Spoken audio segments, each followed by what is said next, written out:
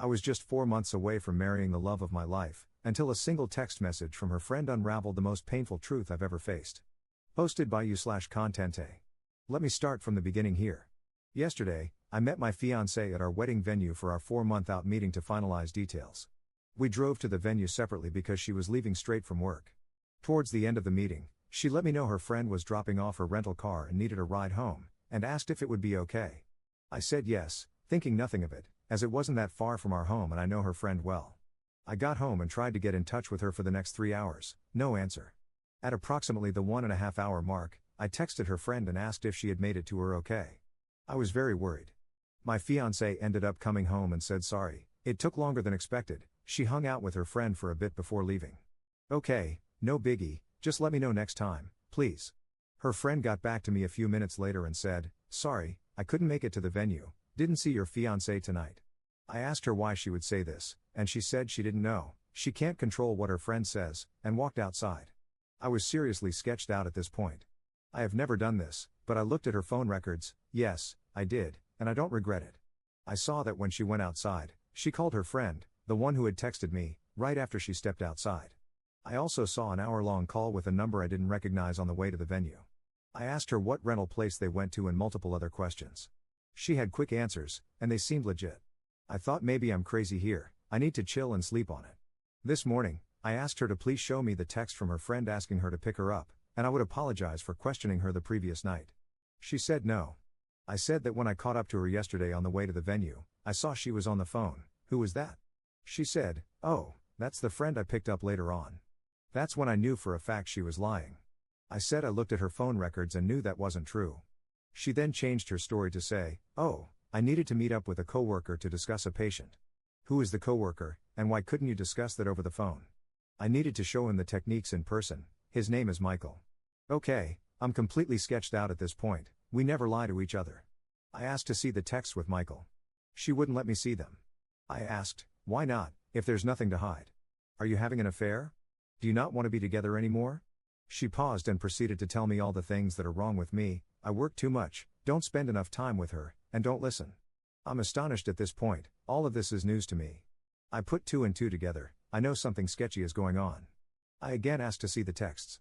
It took about half an hour of convincing to see them, and they were crazy, sexual in nature and talking a lot of crap about me. Also, how she wanted to be with him and how they're essentially in love. She started this job 1.5 months ago, he is her coworker. He is also 15 to 20 years older and divorced with multiple kids. I have been financially supporting her for the last few months as she got back on her feet and was working extra so she wouldn't have to pick up a part-time job. We own a house which we both live in with 3 dogs and a horse. Sorry for the novel, I am beside myself right now. I did not see this coming, and we were going to get married in 4 months. Any advice would help. Top/relevant comments. Commenter. Standard cheater victim blaming. Don't let her pin this on you, up. You deserve better. Cancel all vendors, notify invited guests, and lock down your credit or shared finances. Are you sure the affair partner is divorced? He may be lying to your soon-to-be ex, or she may be lying to you. Either way, it sounds like she cheated down and screwed up royally. It sucks, but it's better to know now than 10 years down the road. I'm sorry you got blindsided like this, and I hope it gets better soon. Ops response. I really appreciate you taking the time to reply and for the advice. I have no idea if he is truly divorced, and honestly, I don't want to know more about the guy. The saddest thing about this is my dogs love each other and will most likely be broken apart. I agree, it's better to know now. Commenter 2. Damn, totally sucks bro.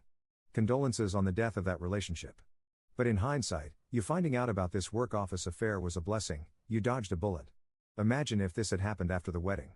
Cut your losses and never speak to her again, even when the affair partner tires of her, which he most likely will, and she tries to get back with you, don't. Don't be her fallback guy. Move forward with your life. Don't be the dummy that takes her back and ends up back on Reddit talking about, I reconciled and she cheated again. Be better. Good luck. Ops response. 100% agree, my friend, no caving here. Update 2 days later. I was able to sit and have a 3-hour conversation with her tonight. We talked about our relationship and what led to what occurred. It started with her telling me what I did wrong in our relationship, lack of communication, spending too much time working, and being on my phone. I don't disagree with any of these things. My mindset behind working so much was to support the family. I run an e-commerce business on the side and am a one-man customer service center, and deals happen 24 hours a day. I am never not on the clock. I could have certainly been better about setting my phone aside and responding to people the next day. The lack of communication was on both ends, and a prime example of this is the fact that I was unaware she was unhappy with any of this. It was never communicated to me. She said she felt I would have gotten upset if she told me, but never gave me the chance to work on it. I am not a perfect person by any means, and many times I do or say things that are misinterpreted by her as rude. An example of this is a week or two ago I was trying to help her with a budget for her financial problems to try to set up a plan to get her on track. To note, I work in the financial industry and do this for clients all the time. She had mentioned that she owed me maybe $1,000 and she would get that back to me next paycheck. I said something like, "I think it's a little bit more than that, let's go through the transfers I have made to our joint account." It ended up being over $5,000. My purpose for doing this was not to make her feel bad, but to help her realize how much I have been contributing. She took this as me trying to humiliate her. I was just trying to help, and maybe my timing was off. She told me I have been too focused on money lately, but I was only trying to make sure we were going to be okay. We still had quite a bit to pay for the wedding, and my budgeting mentality was on overload trying to make sure we had enough. The fact that she keeps trying to justify what she did by attributing it as a direct correlation to my flaws really bothers me. She keeps telling me that she is surprised I would throw away 7 years of a relationship like this. I keep having to remind her that I didn't throw it away, she did, with her actions. She told me that I told too many people too quickly and that we could have resolved all of this between us. She also said that she wouldn't have had to talk to someone else if I was a better listener and communicator. I have finally determined the extent of the affair, which I actually believe based on the text that I read. They began talking 1 to 2 weeks before via text. I don't know if they had met up before outside of work, but this time around he had asked her to the park to play basketball and talk. She met up with him, and they ended up making out. I truly believe it didn't go further than this, yet.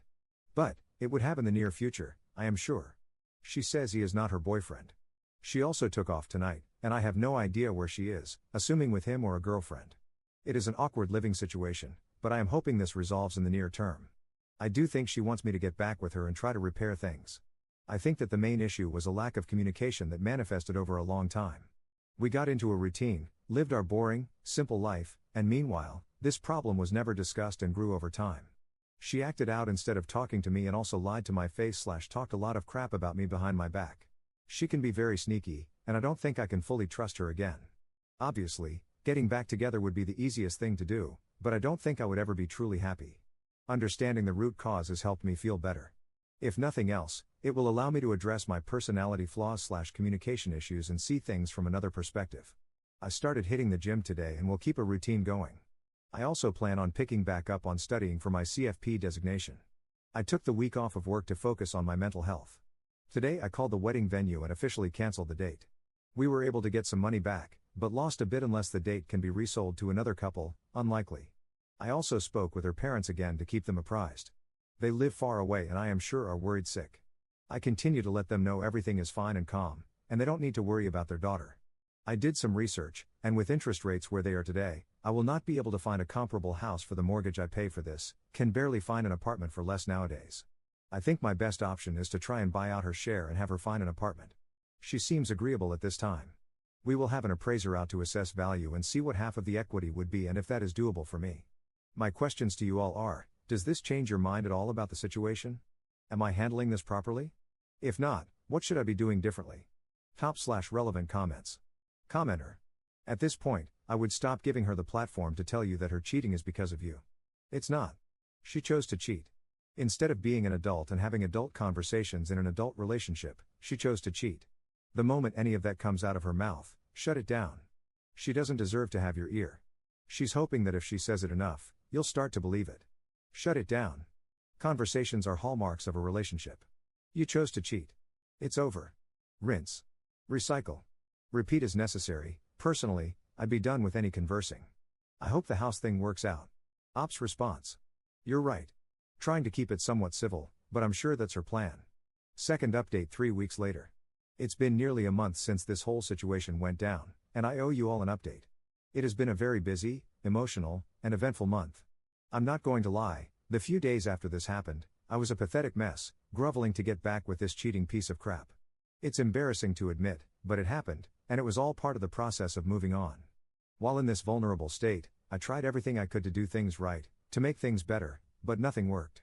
I was actually told that she had to make a decision, me or him, and she did the right thing by choosing him. I think that's when I woke up and realized I had let my self-worth go down the drain, and I needed to take a step back and really focus on me and what was best for me. It is hard, after 7 years of doing everything for someone else, to focus on your own needs, but that's exactly what I have been doing since. I moved our joint savings accounts to my individual checking account. I did the math of what was owed to me and transferred half of the balance back to the joint account for her to take. I have been working out every day since this happened. It makes me feel good to not only improve how I look, but also helps me continue to think clearly. I've gone suit shopping, gotten a massage, and gone out with friends and family.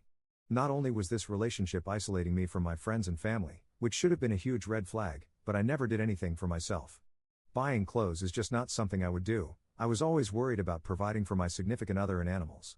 I've been seeing a therapist, for the first time in my life, on a weekly basis. It helps me talk things out and with my decision making. It's something I will probably continue even after this situation resolves, just to continue improving myself. Now for the bigger items. I'm still living in the house with the ex. She's sleeping in the guest bedroom, and we're at a point where the only communication is, "Did you feed the dogs?" I think she is a terrible person, and no matter what I say, in her mind, this is my fault.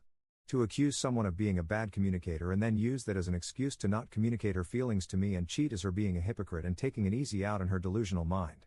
I stopped trying to reason with her because she is unreasonable. I've been keeping the ball rolling with listing the house for sale. I contacted an agent, had them come out, and was happy with the proposed sale price.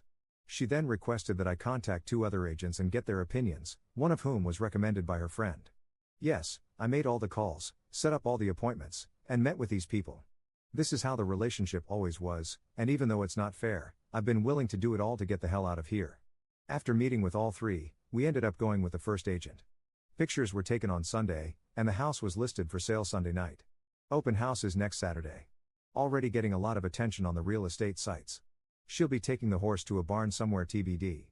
I had a conversation about the dogs and offered to take one or none. She said she would take all 3 of them to keep them together. They are a happy bunch, and I don't want to fight over taking one if that will break them up. It also, selfishly, allows me to pursue a clean start. Unexpectedly, I met someone about a week ago that I've been spending quite a bit of time with. I have no false expectations here, but I'm enjoying hanging out with her. She's been through a similar situation in the past and has been helping me through this. It's really eye-opening speaking with a kind, thoughtful, and independent woman. It makes me realize what a narcissist my ex was, completely self-centered, dependent, and manipulative.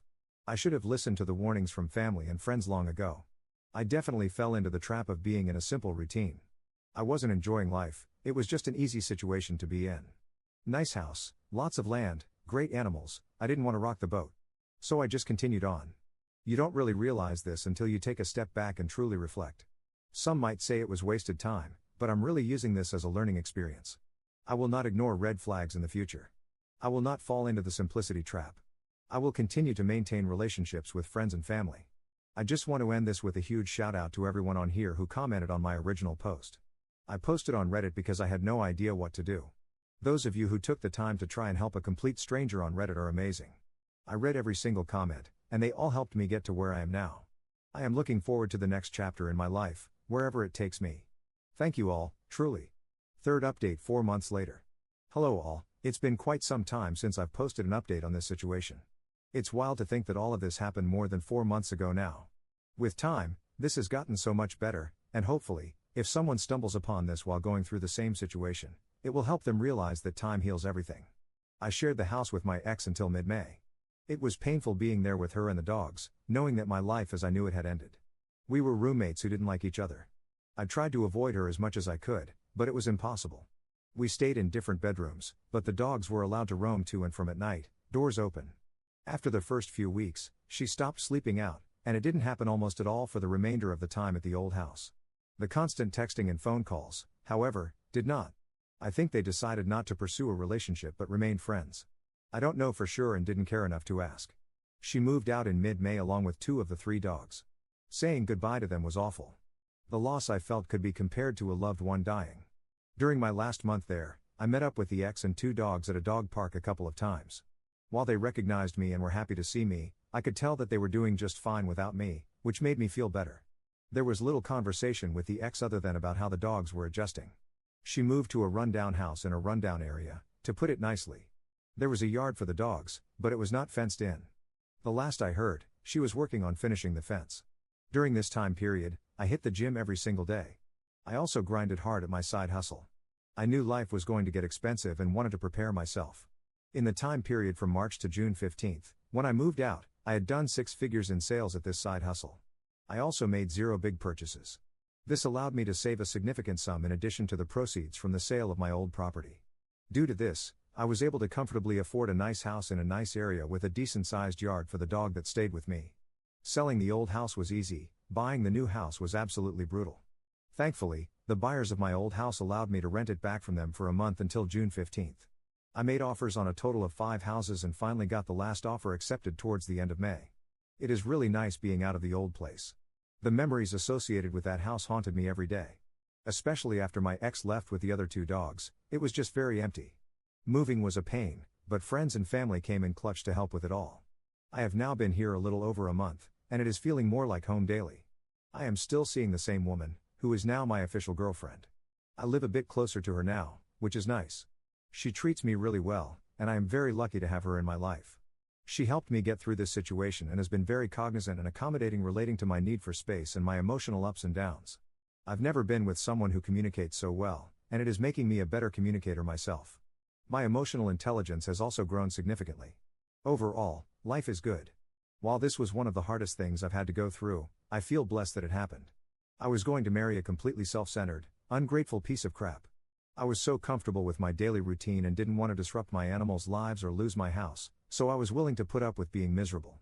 I will continue working on myself and learning more about my own wants and needs. I will also continue to provide my dog with the best life possible. I do think about my ex regularly, lots of flashbacks of good and bad memories. My new therapist has been extremely helpful in helping me realize that I probably won't ever get the apology from her that I want. She's just too proud to admit what she did was wrong. Communication with my ex has been very limited. I don't plan on seeing her or the other 2 dogs again. I've accepted that this is what is best for everyone. If I missed anything you have questions about, please feel free to post a comment and I'll be happy to answer. This situation is over at this point, and I won't be making any more posts on the subject. Thanks for following the saga and for all the support through the process. Top/relevant comments. Commenter. Awesome, man. Been through something similar. Did she try to get back together at some point? Anyways, good luck on the road ahead of you. Ops response. She did not. I think she's much too proud to ever admit she made a mistake. I think she's also in denial over the whole thing. Her perfect life has quickly turned into one where she lives in a small, run-down house in a run-down area with 2 dogs. She also has to drive to and from the horse daily. Maybe I'll hear from her eventually, but I'm not banking on it. Thank you. Commenter 2. I can only say congratulations. As a reward for your effort and kindness, you got a new girlfriend who respects and understands you. Good luck in your new life. If there is something to learn from your old relationship, it's that you should always communicate and always look for better ways to do it, even if what you have to say sometimes hurts. From your comments, it seems that her relationship with the affair partner, even though she chose him and professed her love, didn't work out. That's why, as you mentioned, after the first few weeks she stopped sleeping out. And that was logical, since they had only known each other for 1.5 months and had an affair for 2 weeks. It was obvious this wasn't going to work long term. Knowing that she is an easy girl, I also doubt they'll continue to be friends. What a stupid way to throw away 7 years of a relationship. But she deserves it. Yes, she is a piece of crap. Proud or not, she now realizes that she has regressed and lost great support, but again, she's too proud to ask for forgiveness, and that same pride won't allow her to admit her guilt. Not that it's something you care about now. As far as you're concerned, she can click and minimize. Just out of curiosity, why didn't you report this action to her HR department? Or did you, and just never commented on it? Well, good luck and keep going. Ops response. I appreciate you taking the time to write all of that out and for the support. There was no formal HR department at their place of work. I did speak with a manager and made an anonymous report the day after. I felt very petty doing that and never followed up on it. Don't know if that manager ever passed along the info.